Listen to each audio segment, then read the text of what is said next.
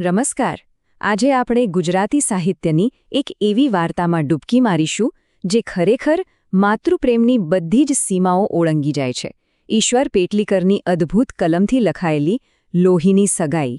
આ વાર્તા એક મા અને એની દીકરી વચ્ચેના અતૂટ, ક્યારે ન તૂટે એવા બંધનની છે. તો ચાલો જોઈએ કે આ સમજૂતીમાં આપણે કઈ રીતે આગળ વધીશું. પહેલાં તો લેખક અને પાત્રોને જાણીશું, પછી અમૃત કાકીના માતૃપ્રેમની ઊંડાઈમાં ઉતરીશું, એ પછી કુસુમની વાર્તાથી કેવી રીતે એક આશા જન્મે છે એ જોઈશું, અને પછી એક કઠોર નિર્ણય વિશે વાત કરીશું, પછી વિયોગની પીડા અને છેલ્લે વાર્તાનો કરુણ અંત, લોહીની સગાઈ. તો ચાલો શરૂ કરીએ વાર્તાના હાર્દને સમજવાથી, એટલે કે એના સર્જક ઈશ્વર પેટલીકર અને જે બે મુખ્ય પાત્રો છે અમૃત કાકી અને મંગુ એમનાથી. આ વાર્તા આપણને આપી છે ઈશ્વર પેટલીકરે. એમની ખાસિયત એ હતી કે ગામડાના જીવનને, એની વાસ્તવિકતાને અને લોકોની સંવેદનાઓને એકદમ જીવંત રીતે આપણી સામે મૂકી દેતા. અને લોહીની સગાઈ તો એનું તમે જો એકદમ ઉત્તમ ઉદાહરણ છે. હવે આખી વાર્તા છે ને એ બે પાત્રોની આસપાસ જ ફરે છે. એક છે અમૃત કાકી, એવી માં જેમનો પ્રેમ, એમની મમતાની કોઈ સીમા જ નથી. અને બીજી છે એમની દીકરી મંગુ, જે જન્મથી જ બિચારી દિવ્યાંગ છે, બોલી નથી શકતી અને દરેક વાત માટે પોતાની મા પર જ આધાર રાખે છે. તો ચાલો હવે જોઈએ કે અમૃત કાકીનો આ માતૃપ્રેમ કેવો હતો. એક એવો પ્રેમ જે આખી દુનિયાની વાતો, લોકોના મહેણાટોણા એ બધાની સામે પણ પહાડની જેમ અડીખમ ઊભો રહ્યો. અમૃત કાકી માટે તો મંગુ એમનો જીવ હતી, પણ દુનિયાવાળા શું સમજતા હતા?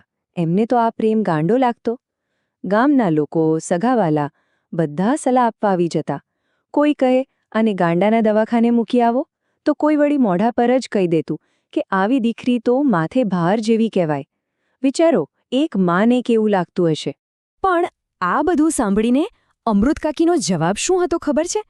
એમની પાસે એક જ જવાબ હતો, જે એમના દિલમાંથી આવતો. હું એની મા થઈને જો એની સેવા ન કરી શકું, તો પારકા દવાખાનાવાળાને વળી એના માટે શું લાગણી હોવાની? બસ આ એક જ વાક્યમાં એમના પ્રેમનો આખો સાર આવી જાય છે. પણ પછી વાર્તામાં એક ટ્વિસ્ટ આવે છે. ગામમાં જ એક એવી ઘટના બને છે જે અમૃત કાકીના મનમાં એક આશાનું કિરણ જગાવે છે. એ ઘટના હતી કુસુમની. અને આ જ ઘટના એમને એક એવો નિર્ણય લેવા પર મજબૂર કરી દે છે જેની એમણે ક્યારેક કલ્પના પણ નહોતી કરી. થયું એવું કે ગામની જ એક છોકરી કુસુમ એ પણ ગાંડી થઈ ગઈ હતી. એને દવાખાને લઈ ગયા અને શું વાત છે, એ એકદમ સાજી થઈને પાછી આવી. આખા ગામમાં આ વાત ફેલાઈ ગઈ. અને આ જ વાત જ્યારે અમૃત કાકીના કાને પડી તો એમના મનમાં પહેલી વાર એક નાનકડી આશા જન્મી કે શું મારી મંગુ પણ, શું એ પણ સાજી થઈ શકે? અને બસ આ એક આશાએ અમૃત કાકીને એમના જીવનના સૌથી મોટા સવાલ સામે લાવીને ઊભા કરી દીધા. એ દવાખાનું જેને એ અત્યાર સુધી મંગુને તરછોડવાની જગ્યા માનતા હતા, શું એ ખરેખર મંગુના ઈલાજ માટેનો રસ્તો હોઈ શકે છે? આ એક મોટું દ્વિધાનો સવાલ હતો. અને આ જ આશાનું કિરણ એમને એમના જીવનના સૌથી અઘરા અને દર્દભર્યા નિર્ણય તરફ ખેંચી જાય છે. જોકે આ નિર્ણય એવો નહોતો કે રાતોરાત લઈ લીધો. ના, એની પાછળ એક આખી પ્રક્રિયા હતી. પહેલાં તો કુસુમની વાત સાંભળી, પછી એના ઘરના લોકો પાસેથી બધી માહિતી મેળવી, પોતાના મોટા દીકરાને પત્ર લખીને બોલાવ્યો, અને આ બધા પછી મન પર પથ્થર મૂકીને એમણે મંગુને દવાખાને લઈ જવાનો નિર્ણય કર્યો. અને જ્યારે જવાનો દિવસ નક્કી થયો ત્યારે એમની તૈયારીઓ જુઓ. એમાં એમનો પ્રેમ અને એમની ચિંતા કેવી છલકાય છે. મંગુ માટે નવા નક્કોર કપડાં સીવડાવ્યા, એને ભાવતી સુખડી બનાવી. આખી રાત એમને ઊંઘ નહોતી આવતી. બસ એ જ વિચારતા હતા કે દવાખાનામાં નર્સને શું કહેવું પડશે, શું ભલામણ કરવી પડશે. દરેક નાની વાતનું એ ધ્યાન રાખતા હતા.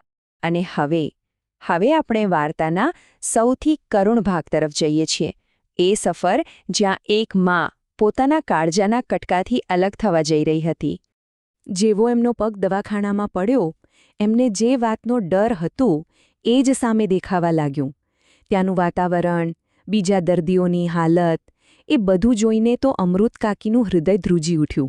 ત્યાં જે નર્સ હતી એને અમૃત કાકી જે ભલામણો કરે છે એ સાંભળવા જેવી છે. એ કોઈ સૂચના નથી, એ એક માની આજીજી છે. બેન, એને જાતે ખાતા નથી આવડતું, કોળિયો કરીને ના મોઢામાં મૂકજો. એને સૂકું ભાવતું નથી, દાળમાં ચોળીને આપજો. એને ઝાડા પેશાબનું ભાન નથી, રાતે કપડાં બગડે તો જોજો.